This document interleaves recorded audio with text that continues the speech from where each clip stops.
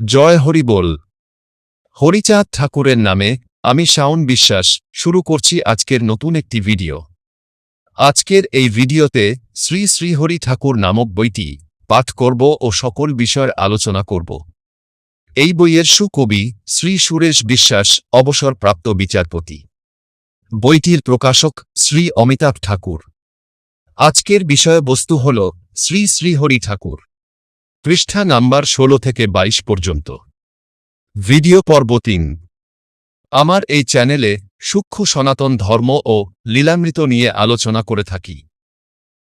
আপনি যদি নমশূদ্র ও হরিচাঁদ ঠাকুরের ভক্ত হয়ে থাকেন তাহলে আমার এই চ্যানেলে সাবস্ক্রাইব করে পাশে থাকবেন। আমি আপনাদের মধ্যে ধর্মীয় জ্ঞান পৌঁছে দেওয়ার চেষ্টা করি।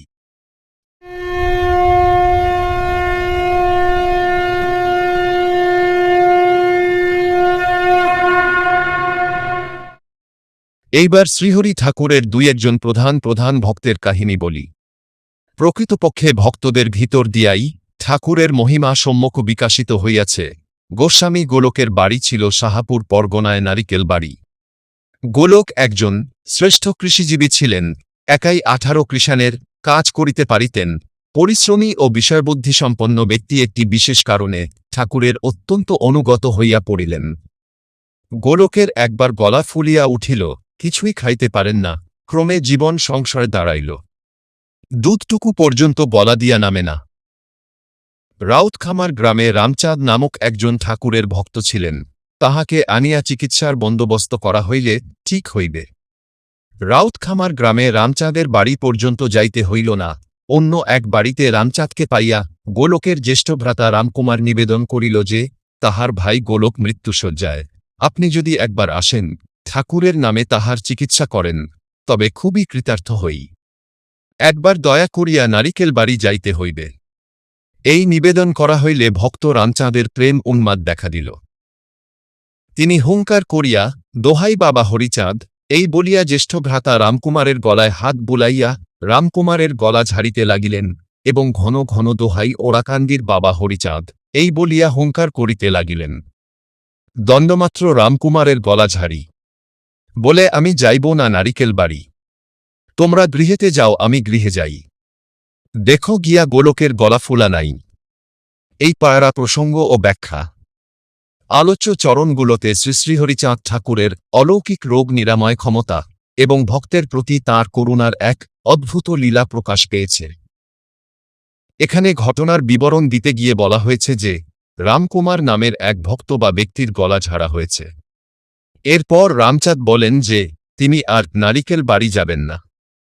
এর পরিবর্তে তিনি রামকুমারকে নিজেদের গৃহে ফিরে যেতে বলেন এবং নিজেও বাড়ি ফিরে যাওয়ার সিদ্ধান্ত নেন। একই সাথে তিনি অত্যন্ত প্রত্যয়ের সাথে অলৌকিক এক সত্যের দিকে ইঙ্গিত করে বলেন, রামকুমার যেন বাড়ি গিয়ে দেখেন যে গোলক নামের ব্যক্তির গলার ফোলা বা রোগ আর নেই। অর্থাৎ হরিচাঁদ ঠাকুরের ইচ্ছায় ও কৃপায় এক স্থানে বসেই অন্য স্থানের দূরবর্তী ভক্তের রোগ নিমেষেই আরোগ্য হয়ে গেছে। এই চরণের মাধ্যমে হরিচাঁদ ঠাকুরের সর্বব্যাপী ঈশ্বরত্ব এবং ভক্তের আরোগ্যের অলৌকিক ক্ষমতার ওপর গভীর বিশ্বাস প্রকাশ পেয়েছে। গোলক রোগ মুক্ত হইয়া প্রভুকে দেখিব বলে ওরাকান্দি যায়। প্রভু বলে, এতদিন কেন নাহি আলি? ব্যাধিযুক্ত হয়ে কেন এত কষ্ট পালি? এতদিন পরে যদি এলি মমঠাই। যাও বাপ, গৃহে যাও, আর ভয় নাই। আমরা যথাসময়ে করুণাময় ভগবানের যদি শরণাপন্ন হইতে পারিতাম, তাহা হইলে কি এই দুঃখ কষ্ট পাই? বিষয় লইয়া লালসা লইয়া প্রমত্ত থাকি বলিয়া শ্রীহরি ঠাকুরের কথা স্মরণ করি না, সেই জন্যই তো এত কষ্ট পাই। গোলক পাগলের ক্ষুল্লতাৎ বদন গোসাইও ঠাকুরের কৃপায় দুরারোগ্য ব্যাধির হস্ত হইতে নিষ্কৃতি পাইয়া হরিগত প্রাণ হইয়া পড়েন। যতদিন জীবিত ছিলেন বদন গোসাই হরিনাম উচ্চারণ না করিয়া কোনো কথাই বলিতেন না। কেহ যদি বলে কিছু, খাওরে বদন। বলে হরি, দেও হরি, করিব ভোজন। বাটির পূর্ব দিকে ধান্যজমি। তাহার মধ্যে একটি উচ্চস্থান ছিল। সেইখানে একটি হিজল গাছ। ঠাকুর বদনকে বলিলেন, আমার সঙ্গে এসো, এই বলিয়া সেই হিজল গাছ তলা লইয়া গেলেন। সেইখানে একটি গর্ত ছিল। সেই গর্ত হইতে একটি সাপ বাহির হইয়া চলিয়া গেল। ঠাকুর বলিলেন, ওই সাপের গর্তে নিশ্চয়ই সম্পদের ঘড়া আছে। সত্য সত্যই খুঁড়িলে সম্পদের ঘড়া পাওয়া গেল। ঠাকুর বলিলেন, বদন, বহুদিন বেদনায় ভুগিয়াছিস, টাকা পয়সা রোজগার করিতে পারিস নাই, এই সম্পদের ঘড়া তুই নে। বদন বলিল, হরি বল, হরি বিনে শান্তি নাহি মনে। হরি বল কিবা হয় ধনে আর্জনে। হরি বল, এই ধনে আমার কার্য নাই। হরি বল ধন, হরি চল হরি যাই। এই পয়ারা এর সংক্ষিপ্ত ব্যাখ্যা। উদ্ধৃত পয়ারগুলোতে পার্থিব ধনসম্পদ ও মানবীয় সম্পর্কের অনিত্যতা এবং ঈশ্বরের নামের অসীম মহিমা প্রকাশ পেয়েছে। এখানে বলা হয়েছে যে এই মায়াময় পৃথিবীতে পরমেশ্বর, হরি বা ভগবানের নাম জপ ছাড়া মানুষের মনে প্রকৃত ও চিরস্থায়ী শান্তি আসতে পারে না। মানুষ সারা জীবন যে টাকা পয়সা, ঐশ্বর্য কিংবা আত্মীয় পরিজন নিয়ে মত্ত থাকে, তা আসলে ক্ষণস্থায়ী এবং চরম শান্তির পথে অন্তরায়। তাই পরম ভক্তের গভীর উপলব্ধি হল, যে ধনে মনের শান্তি আসে না এবং যা প্রকৃত সত্য থেকে দূরে সরিয়ে রাখে, তেমন জাগতিক ধনে তাঁর কোনো প্রয়োজন নেই। তিনি বুঝেছেন যে পরমেশ্বর হরিই হলেন একমাত্র প্রকৃত ও অবিনশ্বর ধন। এই পার্থিব মায়া ত্যাগ করে মনকে ঈশ্বরের শ্রীচরণে সমর্পণ করাই একমাত্র মুক্তির পথ। প্রকৃত ধনের যে সন্ধান পাইয়াছে, তাহাকে পার্থিব ধন সম্পদে কি ভুলাইয়া রাখা যায়। ঠাকুর বলেন, তবে বদন ঠাকুরে, যেই তুমি সেই আমি একই শরীরে। মনুষ্য জীবন মৃত্যু একই সমান। তুই রে বদন মম, ধন মন প্রাণ। তোর দেহ নিলাম আমার ইচ্ছা মতে। তোর ইচ্ছা যাহা হয়, মোর ইচ্ছা তাতে। ঠাকুরের আজ্ঞা শুনি বদন উঠিল। ঘুরে ফিরে নাচে যেন মত্ত মাতোয়াল। চরণ চঞ্চল চিত্ত স্থির নাহি রয়।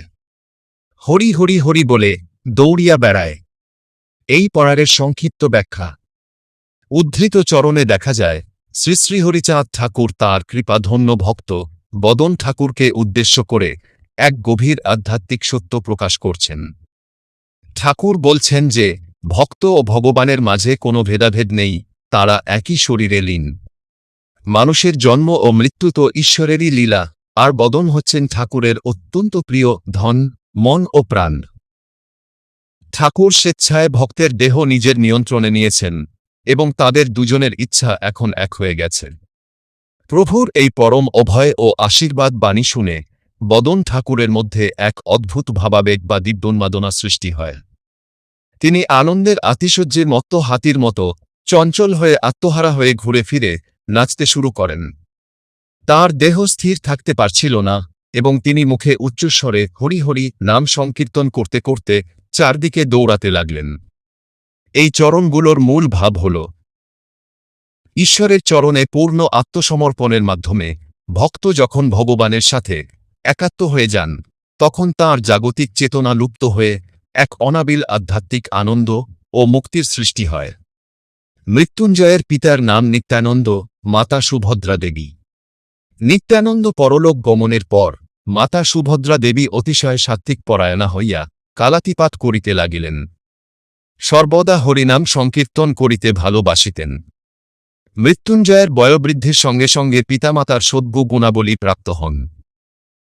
এই সময় তাহার রসপিত্ত ব্যাধি হওয়াতে মনে অত্যন্ত ধিক্কার উপস্থিত হইল। ভাবিলেন, আমার মা পরমধার্মিকা, পিতৃদেব সাধু পুরুষ ছিলেন। আমার এ কুৎসিত ব্যাধি কেন হইল? আমি বিষ খাইয়া জীবন ত্যাগ করিব। কিন্তু শ্রীহরি ঠাকুরের নাম শুনিয়াছি, একবার যাই শ্রীচরণ দর্শন করিয়া আসি। এই বলিয়া ঠাকুরকে দর্শনের জন্য ওরাকান্দি যাত্রা করিলেন। কিন্তু তখনও বিষ খাইয়া প্রাণত্যাগ করিবার সংকল্প একেবারে যায় নাই। বসন প্রান্তে বিষ বাঁধা রহিল। ঠাকুর মৃত্যুঞ্জয়কে দেখিয়া জিজ্ঞাসা করিলেন, যদি ওরাকান্দি আসিলে তবে কাপড়ের কোনায় বিষ বাঁধিয়া আনিয়াছ কেন?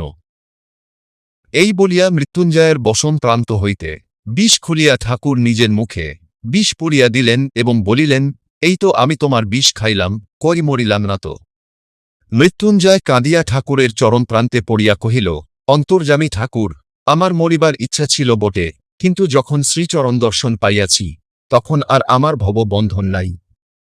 ঠাকুরের অসীম কৃপায় মৃত্যুঞ্জয় সর্বব্যাধি হইতে মুক্তি লাভ করিয়া একজন শ্রেষ্ঠ ভক্ত হইয়া উঠিলেন। এইবার আমরা আর একজন শ্রেষ্ঠ মতুয়ার কাহিনী বলিব। তাহার নাম হীরামন। শ্রীহরি ঠাকুর একদিন মল্লকান্দি গ্রামে মৃত্যুঞ্জয়ের বাটিতে গিয়াছেন। মৃত্যুঞ্জয় মনের আনন্দে ঠাকুরকে নানাবিধ পুষ্পসাজে সজ্জিত করিয়াছেন। তখন হীরামন অন্যান্য কৃষকগণের সহিত কৃষিকার্য করিবার জন্য মাঠে যাইতেছিলেন। ঠাকুরের অপরূপ ফুলসজ্জা ও মনোহর কান্তি দেখিয়া কৌতূহলাক্রান্ত হইয়া ঠাকুরের নিকট গিয়া দাঁড়াইলেন। সেই প্রথম সাক্ষাৎ। কথিত আছে হীরামনকে ঠাকুর হনুমানের অংশাবতার বলিতেন এবং হীরামন ও শ্রীহরি ঠাকুরের রামমূর্তি দর্শন লাভ করিয়া ধন্য হইয়াছিলেন। হীরামনের একবার ভীষণ জ্বর হয় এবং মুমূর্ষু হীরামনের জ্ঞাতিবর্গ ওরাকান্দি ফেলিয়া যায়। অশেষ করুণাময় ঠাকুর হীরামনকে জীবনদান করেন। সেই হইতে হীরামন ঠাকুরের অত্যন্ত অনুগত হইয়া উঠিলেন এবং মৃতকল্প হীরামনের পুনর্জীবন দানের কথা লোকমুখে প্রচারিত হইয়া চতুর্দিকে ঠাকুরের মাহাত্ম্যের কথা ছড়াইয়া পড়িল। হীরামন ঠাকুরের আশীর্বাদে জলের উপর দিয়ে হাঁটিয়া চলিতেন। ক্রমে ঠাকুরের ভক্ত সংখ্যা দিন দিন বর্ধিত হইতে লাগিল। ঠাকুরের ভাবধারাও জনসমাজে প্রচারিত হইতে লাগিল। শুধু ঈশ্বরে ভক্তি ও নাম কীর্তনে বর্তমান যুগে মুক্তি নাই, কর্মযোগী হইতে হইবে। প্রকৃত প্রস্তাবে বাংলাদেশের অনাবাদী জমি যে করমী কৃষক সম্প্রদায়ের শ্রম গুণে শস্য শ্যামলা হইয়াছে, দিনে দিনে কৃষি কর্ম ব্যতীত তেজারজ্যোতি মহাজনী ব্যবসা বাণিজ্য করিয়া উক্ত অঞ্চলসমূহে ধনাগমের পথ সহজ হইয়াছে, তাহা শ্রীহরি ঠাকুরের উপদেশে, কর্মপ্রেরণায় ও অনুগ্রহে। ঠাকুর বলিতেন, গৃহস্থের গৃহধর্ম রক্ষা সুবিহিত, কর্মক্ষেত্র গৃহকার্য করাই উচিত। উদ্ধৃত পয়ারে স্পষ্ট করে বলা হয়েছে যে একজন মানুষের জন্য তার গৃহস্থালী ধর্ম রক্ষা করাই হল সর্বোত্তম এবং বিধিসম্মত কাজ। ঈশ্বরের ভজনা করার জন্য সংসার ত্যাগ করে বনে যাওয়ার বা বৈরাগী হওয়ার কোনো প্রয়োজন নেই, বরং সংসার জীবনই হল মানুষের আসল কর্মক্ষেত্র এবং সেখানে নিজের পরিবারের প্রতি দায়িত্ব পালন করা ও সৎভাবে গৃহকার্য করাই পরম কর্তব্য। এই চরণগুলোর মূল সুর হল শ্রী শ্রীহরিচাঁদ ঠাকুরের সেই বিখ্যাত আদর্শ হাতে কাম মুখে নাম, অর্থাৎ সংসার বিমুখ না হয়ে নিজের প্রাত্যহিক কর্ম ও দায়িত্বসমূহ নিষ্ঠার সাথে পালন করার মাঝেই প্রকৃত ঈশ্বর ভক্তি ও মানব ধর্ম নিহিত রয়েছে। মদীয় পিতামহ মহেশচন্দ্র শ্রীহরি ঠাকুরের আদেশে কলিকাতায় আগমন করিয়া ঠাকুরের কারবারের প্রধান গোমস্তা হইয়া কাজ করিতেন। মদীয় পিতামহ কলিকাতায় উল্টাডাঙ্গাতে থাকিয়া নৌকাযোগে মাল চালান দিতেন। দোভাষীদের সঙ্গে কথা চালাইবার জন্য ইংরেজি ওয়ার্ড বুক কিনিয়া ইংরেজি শিখিতে চেষ্টা করিয়াছিলেন। তাহারই কৃপায় ও আশীর্বাদে আজ শ্রীমান অংশুপতি মিহির সমীর তৎপুত্র শ্রীযুক্ত যোগেশচন্দ্র বিশ্বাসের মদীয় পিতৃদেব কন্যা শ্রীমতী মঞ্জুলিকা দেবীর গর্ভে জন্মগ্রহণ করিয়াছে এবং ঠাকুরের ভাবধারার ভবিষ্যতে সূচিত করিতেছে। মদীয় ভগ্নিপতি শ্রীযুক্ত শ্রীপতি প্রসন্ন ঠাকুর শ্রীহরি ঠাকুরের প্রাণের ধন। তাহাকে দিয়া শ্রীহরি ঠাকুর কোন কার্য করাইতেছেন, কি মহৎ ইচ্ছা পূর্ণ করিতেছেন, তাহা মতুয়া ভক্তগণ সম্যক অবগত আছেন। ইচ্ছাময়ের ইচ্ছা। সৃষ্টিস্থিতি প্রলয় যাহার ইচ্ছাধীন, তিনি মুখকেও বাচাল করেন, তাহার প্রমাণ আমার ন্যায় সংসারীকে দিয়া তাহার লীলার কথা রূপায়িত করিতেছেন। তাহারই ইচ্ছা পূর্ণ হইবে। ব্যবসা বাণিজ্যের কথা বলিতেছিলাম, কারণ তাহাও শ্রীহরি ঠাকুরের প্রবর্তন। এই ক্ষুদ্র পুস্তকে প্রধান প্রধান ভক্তবৃন্দের সম্বন্ধে যে দুই একটি কথা বলিব, তাহারও সুযোগ নাই। সকলে প্রামাণ্য গ্রন্থ শ্রী শ্রীহরিলীলামৃত পাঠ করিবেন। তরল মতি শিশুদিগের জন্য এই গ্রন্থ রচিত, যাহাতে ঠাকুরের জীবনের প্রধান প্রধান ঘটনা ও ভাবধারা ইহাতে স্থান পায়, তাহারই চেষ্টা রহিল। বহু প্রধান প্রধান ঘটনা স্থানাভাবে আমরা লিপিবদ্ধ করিতে পারিলাম না। বিলা জমি চিরকাল উর্বরা থাকে না। ঠাকুর তাহা জানিতেন এবং জানিতেন বলিয়াই মৃত্যুঞ্জয়কে ডাকিয়া বলিলেন, তুমি যাও মধুমতী নদীর ওপার। দেশের সর্ববিধ মঙ্গলজনক কার্য, দেশের শ্রীবৃদ্ধি সাধনের নিমিত্ত, দেহ ও মনের রোগ নিবারণ, সদুপদেশ দানে গৃহকর্মে মনোযোগ দিবার আদেশ, কৃষিবাণিজ্যের উন্নতি, সর্বোপরি ভগবানের প্রতি নির্ভরতাই তাঁহার কর্মপ্রণালী ছিল। স্বয়ং ভগবান হইয়াও মানবদেহ লইয়া আসিয়াছিলেন বলিয়া আদর্শ মানবের মতো কার্য করিতেন, কিন্তু তাঁহার ঐশী শক্তি সর্বক্ষেত্রে সর্বকর্মে পরিব্যাপ্ত ছিল।